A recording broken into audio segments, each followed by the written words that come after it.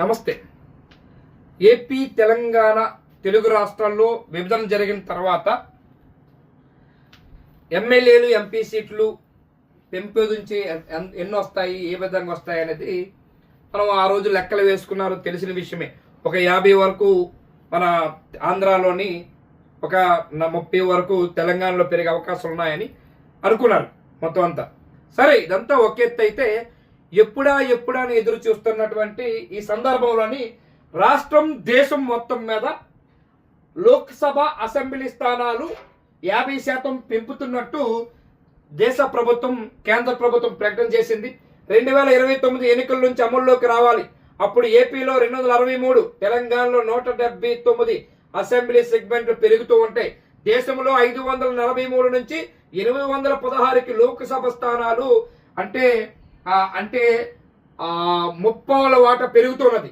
ఈ పార్లమెంటు సమావేశాలను bill NDA భాగస్వాములకి చెప్పిన అమిత్ షా ముందుగానే మహిళా రిజర్వేషన్ల కోట, లోక్సభ అన్ని రాష్ట్రాలు అసెంబ్లీ స్థానాలను 50% పెంచాలని కేంద్ర ప్రభుత్వం కీలక నిర్ణయం తీసుకుంది. ఈ బిల్లును ఈ పార్లమెంటు సమావేశాల్లోనే ప్రవేశపెట్టడానికి సిద్ధమైనట్టు తెలుస్తున్నది. దీని ప్రకారం పార్లమెంటు స్థానాలు 543 నుంచి 816 చేరుతాయి. 4123 ఉన్న దేశవ్యాప్తంగా ఉన్న అసెంబ్లీ స్థానాలు 6185 అవుతాయి. ఆంధ్రప్రదేశ్ లో ప్రస్తుతం ఉన్న 175 ఎమ్మెల్యే స్థానాలున్న ఆంధ్రాలో ఈ స్థానాలు 263కి, తెలంగాణ అసెంబ్లీ స్థానాలు 119 ఉంటే అది 179 అంటే చేరుతాయి. లోక్సభ స్థానాలు ఏపీలో 25 నుంచి 38కి, తెలంగాణలో 17 నుంచి 26కి చేరే అవకాశం ఉంటుంది. ఇందుకు సంబంధించినటువంటి సమాచారాన్ని సోమవారం సాయంత్రం ఎన్డీఏ సమావేశంలో భాగస్వామ్య పక్షాలకు కేంద్రం చెప్పింది. కేంద్ర హోంమంత్రి అమిత్ షా, పార్లమెంట్ వ్యవహారాల మంత్రి కిరణ్ రిజిజు, న్యాయశాఖ మంత్రి అర్జున్ రామ్ మేఘవాల్ నేతృత్వంలో ఈ భేటీ జరిగింది. కాంగ్రెస్ ఇతర విపక్షాలతోటి విడిగా భేటీ నిర్వహించారు. కాంగ్రెస్ తోని షా మాట్లాడే అవకాశం ఉంది. నియోజకవర్గాల సంఖ్య పెంచడానికి వీలుగా ముందుగా మహిళా రిజర్వేషన్ల చట్టం, డిలిమిటేషన్ చట్టసభలకు సభలను ప్రతిపాదిస్తూ ఈ పార్లమెంటు సమావేశాల్లో బిల్లులు తీసుకురాబోతున్నట్టు తెలిపింది. లోక్సభలో ఇందుకు సంబంధించిన బిల్లు ఆమోదం పొందిన తర్వాతే కేంద్ర ప్రభుత్వము ఏదైతే ఉన్నదో, కేంద్ర ప్రభుత్వం అది ప్రాథమిక జనాభా లెక్కల వివరాల్లోకి తీసుకొని కేంద్ర ప్రభుత్వం 2023 సెప్టెంబర్లో ఆమోదించిన బిల్లు ప్రకారం 2034 నుంచి మహిళలకు 33% రిజర్వేషన్లు అమల్లోకి రావాల్సి ఉందని రాజ్యాంగ అధికారులు 170/3 81(3) ప్రకారం 2026 తర్వాత ప్రచురించే జనాభా లెక్కల ఆధారంగా దేశంలో నియోజకవర్గాలు పునర్విభజన చేయాలని నిబంధనలు పెట్టుకున్నది. అందువల్లే కేంద్ర ప్రభుత్వం మహిళా రిజర్వేషన్ల అమలును 2034 నుంచి అమల్లోకి తేవాలని భావిస్తున్నట్టు ఇదివరకే భావించారు. అయితే ఇప్పుడు జనగణన 2027 మార్చి 1 కల్లా పూర్తి కావడంతో ప్రాథమిక జనాభా లెక్కల వివరాలు ప్రకటించి ఆ వెంటనే నియోజకవర్గాల పునర్విభజన ప్రక్రియ మొదలుపెట్టే అవకాశం ఉన్నట్టు తాజా పరిస్థితులు చెబుతూ ఉన్నాయి. నియోజకవర్గాల పెంపు 2029 ఎన్నికల నాటికి అమల్లోకి తెచ్చేందుకు కేంద్ర ప్రభుత్వం వేగంగా పావులు కదుపుతున్నట్టు రాజకీయ వర్గాలు పేర్కొన్నాయి. ఈ అంశంపై అధికార పక్షం అన్ని పార్టీలతోటి సంప్రదింపులు జరిపి వారి మద్దతు కూడగట్టే ప్రయత్నాలు మొదలుపెట్టింది. జనగణన తర్వాత అందులో వచ్చిన లెక్కల ఆధారంగా దామాష ప్రకారం సీట్ల పంపిణీకి అనుమతిస్తే ఉత్తర దక్షిణ భారతదేశాల మధ్య తేడా వచ్చే అవకాశం ఉందని తొలి నుంచి దక్షిణ రాజకీయ పార్టీలు ఆందోళన వ్యక్తం చేస్తున్న నేపథ్యంలో కేంద్ర ప్రభుత్వం అందుకు అవకాశం ఇవ్వకుండా అన్ని రాష్ట్రాల్లో సగటున లోక్సభ అసెంబ్లీ సీట్లు 50% పెంచాలని నిర్ణయించినట్టు తెలిసింది. దీనివల్ల అన్ని రాష్ట్రాల్లోని ఇప్పుడున్న రాజకీయ ప్రాతినిధ్యం యథాతథంగా కొనసాగే అవకాశం ఉంటుందని సమాచారం. ప్రభుత్వ ప్రతిపాదన స్పందించడానికి రాజ్యసభలో ఈ బిల్లు పెట్టే అవకాశాలు ఉన్నాయని చెబుతున్నది.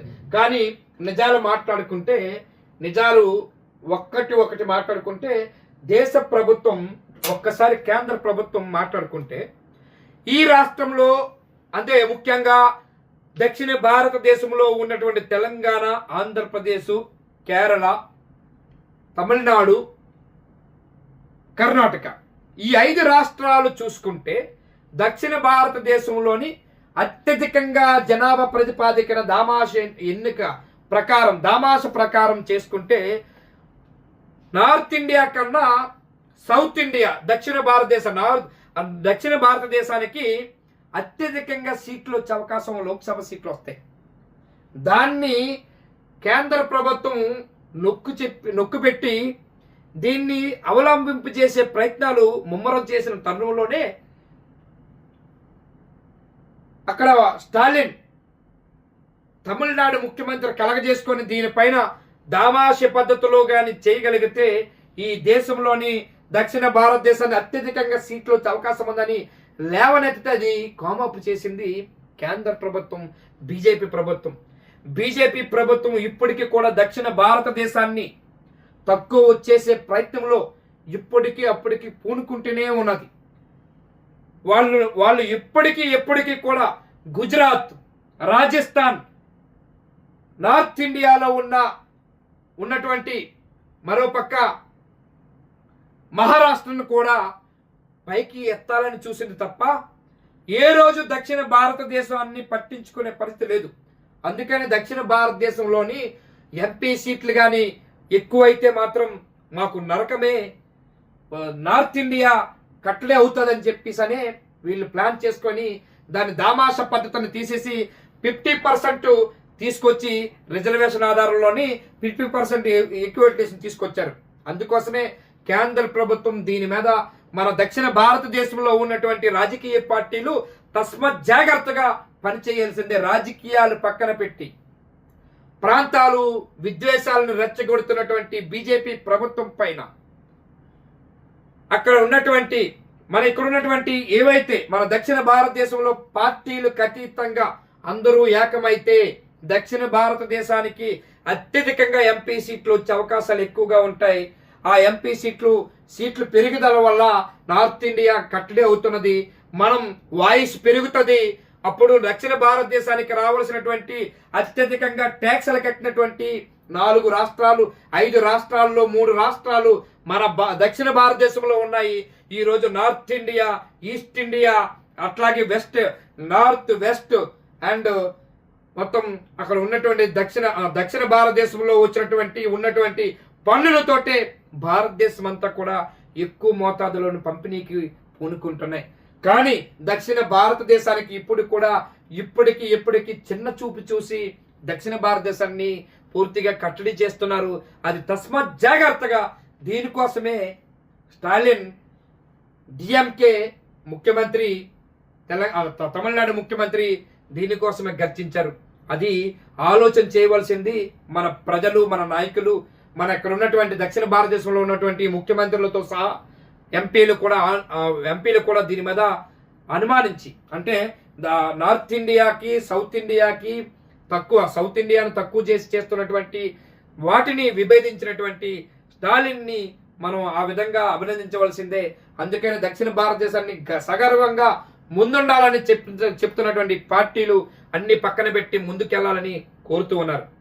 ఏం జరిగినా ఈ ఏవైతే విభజనలో ఉన్నటువంటి ఈ చట్టాలని పూర్తిగా తొంగలో తొక్కిన కేంద్ర ప్రభుత్వము రావాల్సిన నిధులు విధులను పూర్తిగా దొక్కింది, అన్యాయం చేసింది అనటానికి మనకి ఎంతకైనా ఆధారాలు ఏమున్నాయి? అందుకోసమే ఎప్పటికైనా తేరుకొని అన్ని రాజకీయ పక్షాలు రోడ్డు మీదకి వచ్చి ఎట్టి పరిస్థితులు దక్షిణ భారతదేశానికి ఎంపీ సీట్లలో మాత్రం అన్యాయం జరగకుండా ఉండాలన్నది ఇక్కడ మేధావి వర్గాలు కానీ కొంతమంది ముఖ్యమంత్రులు కానీ కోరుకుంటున్నారు. దాన్ని పూర్తిగా ఇక్కడ ఉన్నటువంటి కూటమిలో ఉన్నటువంటి ముఖ్యమైన 2 పార్టీలు కూడా దాన్ని ముందుకు తీసుకెళ్లాల్సిన బాధ్యత ఉన్నదని కోరుతూ ఉన్నారు. Thank you.